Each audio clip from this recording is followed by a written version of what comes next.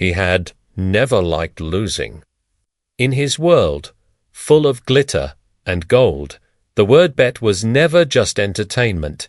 It was a challenge, a way to prove power and courage. That night, when the lights of Chicago reflected in crystal glasses, he sat in the center of his luxurious apartment, surrounded by friends, listening to their jokes about the rich and the poor, about what was possible and what was not. "Let's do something truly exciting," one of his friends said, smiling through the smoke of his cigarette. "I bet you can't charm just anyone, even the most unnoticeable woman on the street." Laughter spread through the room, and he raised his eyebrows, feeling the thrill rushing through his veins. He couldn't refuse. In his world, there was no such word as impossible. "I'll show you," he said with a smile that carried confidence, almost arrogance. "And not just show you. I'll go out into the city and find the one you'd never even imagine." The next morning, the city greeted him with a cold wind and a grey sky. But inside, everything burned with the desire to prove to himself and to his friends that he was always one step ahead.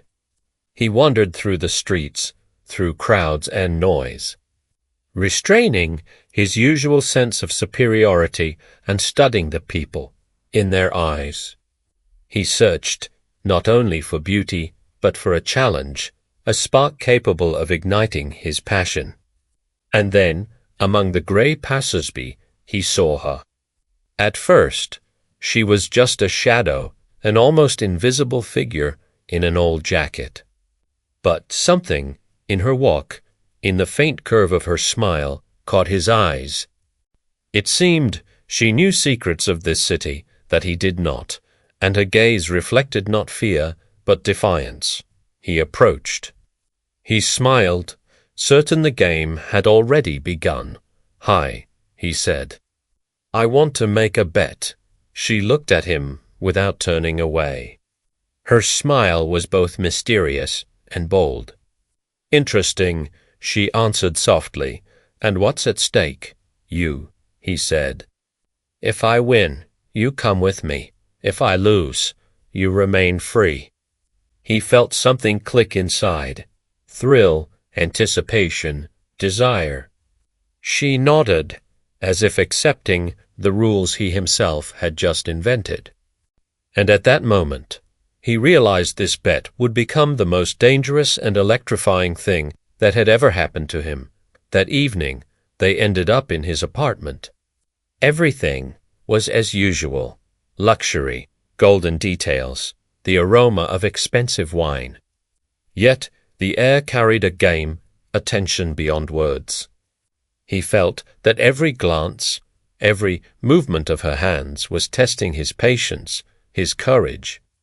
He thought he knew how events would unfold, but every time she looked at him, it felt as though she was reading his very thoughts. And the closer they came, the stronger grew the sense that the wager had already changed everything. One day, while walking through an art gallery, Michael realized he was losing. Not in the sense that he had lost control over the situation or the bet, but he was losing something far more valuable, something he hadn't even known he possessed. As they strolled among abstract paintings and sculptures, he felt a growing unease. "It's beautiful, isn't it?" she asked, softly, looking at a bronze sculpture. He nodded slowly. It was indeed beautiful, but he couldn't shake the feeling that he was trapped in a gilded cage of his own making. He glanced at her and saw not a trophy, not a conquest, but a human being with thoughts, feelings, and dreams. And suddenly, the realization hit him with the force of a physical blow. All this time, he had been playing a game with himself, a game of pride and conquest. But somewhere along the way, the woman had ceased to be just a pawn in his game. He was genuinely drawn to her, intrigued by her spirit, her resilience, her quiet strength. And this realization terrified him. He had always relied on his charm, his wealth, his ability to manipulate situations and people to his advantage. But here he was, falling for someone who didn't seem to need any of those things from him. And the more he tried to resist, the more he felt himself slipping away from the life he had so carefully constructed. One evening, sitting on a balcony overlooking the twinkling lights of the city, he confessed his confusion. "I don't understand," he said, his voice tight with suppressed emotion. "I should have won, shouldn't I? Why do I feel like I'm losing?" She turned to him, her gaze steady and unwavering. "Because winning isn't always what it seems, Michael. Sometimes the greatest victory is admitting defeat." He stared at her, searching for an answer, a glimmer of understanding in her enigmatic eyes. But all he found was a reflection of his own confusion. "How can I admit defeat? What does that mean?" She sighed softly and turned back to the city, its vibrant lights mirroring the turmoil in his heart. "It means letting go of the illusion of control, Michael. Admitting that life doesn't always bend to your will. Sometimes we have to accept that we don't have all the answers, that we can't buy happiness or love with money. Only then can we truly begin to understand ourselves and the world around us." Her words pierced him like shards of glass, cutting away the layers of pretense he had so carefully constructed. He had always prided himself on his ability to navigate life, to manipulate situations and people to fit his grand narrative. But in that moment, he felt like a shipwrecked sailor clinging to the wreckage of his former beliefs, tossed about by the waves of uncertainty and despair. The woman's words echoed in his mind long after she had left his apartment. He couldn't shake the feeling that he was at a crossroads, that the path ahead was shrouded in mist and danger. He had never been one to accept defeat gracefully, much less admit it. But the longer he pondered her words, the more he realized that she was right. He had been chasing illusions, mistaking the shimmer of wealth and power for genuine fulfillment. He found her sitting in a small cafe, the morning sun streaming through the windows, illuminating the quiet strength in her face. He hesitated for a moment, unsure of what to say, how to begin to undo the tangled web of deceit and manipulation he had woven around them both. But as he met her gaze, something shifted within him. He saw not just a woman, but a mirror reflecting the fragmented pieces of his own soul. And in that moment, he knew what he had to do. He sat down opposite her, his voice shaking with a mixture of emotions he had never allowed himself to feel. "I want to end this," he said, the words catching in his throat. "I don't want to play this game anymore. I want to tell you the truth."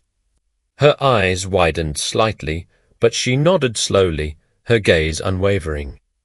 "Tell me," she whispered, her voice filled with a quiet strength that both intrigued and intimidated him. He closed his eyes, bracing himself for the confession that threatened to shatter the fragile remnants of his carefully constructed world. "I never intended to keep you as a trophy," he began, his voice cracking with emotion. "From the moment I laid eyes on you, I knew I had lost. I had lost the bet before it even started. I didn't want to admit it, but you had already won a place in my heart."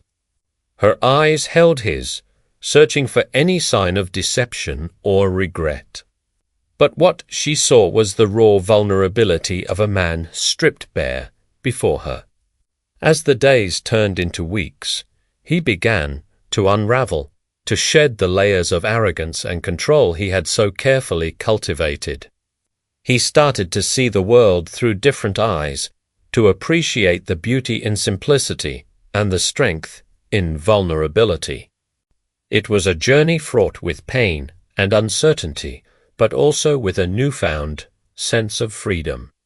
He rediscovered passions he had long abandoned, reaching out to old friends he had neglected. He began to understand that true fulfillment lay not in the acquisition of more wealth or power, but in the cultivation of meaningful connections and the pursuit of genuine happiness. One rainy afternoon, as they walked through a park, she turned to him, her gaze filled with a mixture of sadness and gratitude.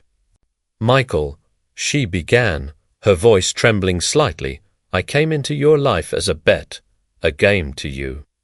And in doing so, I may have caused chaos in your world, but I never intended to hurt you. I simply wanted to show you that there is more to life than the illusions we often chase." He looked at her, his heart heavy with remorse and newfound understanding.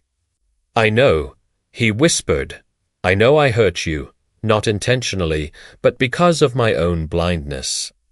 I was too afraid to see the truth, too stuck in my ways to change. But you showed me that sometimes losing is the greatest victory we can achieve." As the rain fell around them, he felt a deep sense of peace settle over him. He knew that their paths might diverge, that the game had reached its natural conclusion. But the lessons he had learned from her would stay with him forever. In the bustling metropolis of Chicago, where towering skyscrapers kiss the clouds and fortunes are built in boardrooms, lived a man named Michael. Michael possessed a gift, the uncanny ability to win. Whether in business negotiations, horse races, or social games, Michael always triumphed. His life was a testament to his triumphs, filled with the finest wains, antique art, and jewels adorning his beloved wife. Fortune favored him. In fact, there was nothing he couldn't buy. But one rainy evening, his smug satisfaction was dealt a fatal blow. He found himself locked in a deadly wager with a mysterious woman whose beauty rivaled his wife's. The enigmatic woman made a bold claim, stating that she knew his greatest fear. Michael scoffed, certain he could easily exploit her weakness and turn the tables in his favor. However, what he did not foresee was the depth of her wisdom and the clarity of her perception. She had studied him, observed his habits, and penetrated his soul. And she had discovered his most profound fear, a fear he had successfully concealed from the world. Michael believed himself to be invincible, a myth he had nurtured for years. With every victory, he had convinced himself that no one could outsmart him. But fate had other plans. In a shocking twist, Michael found himself captivated not only by the woman's allure, but also by her uncanny understanding of him. As the game progressed, he found himself torn between his desire to protect his reputation and the growing fascination he felt towards the woman. Each move she made was a surprise, proving her keen intellect and ability to read his emotions. He was intrigued, baffled, and slightly frightened, realizing that he might have underestimated her. Michael decided to gamble everything, hoping to outwit her with a bold bluff. But his efforts proved futile. The woman remained calm, unfazed by his bravado. Michael felt a sense of dread wash over him. He sensed that his invincibility was crumbling, replaced by a growing vulnerability. The realization shook him to his core, forcing him to confront the possibility of defeat. As the game reached its climax, Michael found himself at a crossroads. The stakes were high, and he could feel his carefully constructed world crumbling around him. His life's ambition, his reputation, and his very essence as a conqueror were hanging in the balance. But as he looked into the woman's mesmerizing eyes, he saw not just a cunning opponent, but a reflection of himself, stripped bare. He realized that the game had become more than just a battle of wits. It had become a journey of self-discovery, forcing him to confront his deepest fears and insecurities. The ending of the game surprised him. The woman offered him a choice, a chance to see the world through different eyes. Instead of claiming victory, she proposed a new beginning, acknowledging his strengths while urging him to embrace his humanity.